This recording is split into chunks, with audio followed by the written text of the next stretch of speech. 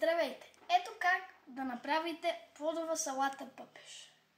Първо вземете пъпеш, разрежете го на две, издълбайте отвътре. После вземете любимите ви сезонни плодове, измийте ги, нарежете ги и ги сложете вътре. И ако искате най-накрая, можете да вземете и да сложите мед. Нека да започнем. Ето нарязания пъпеш и плодовете. Почваме да слагаме ябълката първо.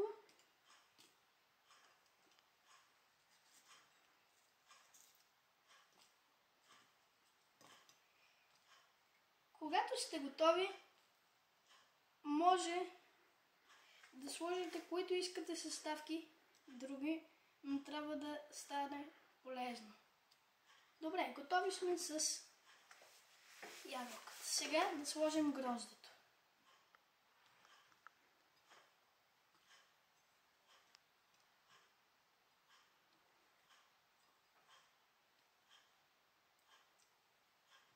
И също така се абонирайте за канала. После слагаме... забравих съм една ябълка. После слагаме пъпеш.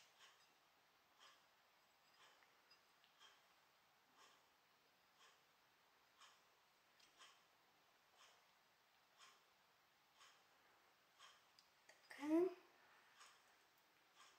И най-накрая банан.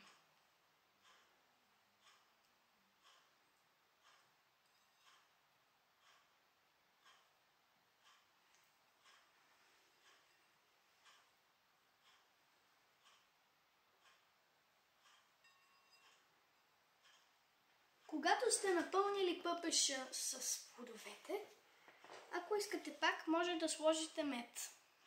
Аз ще сложа. Опа.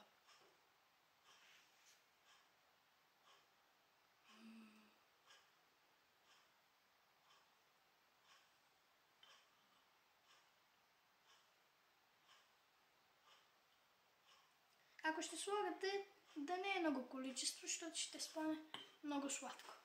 И ето как да направите плодова салата пъпеш. Чао!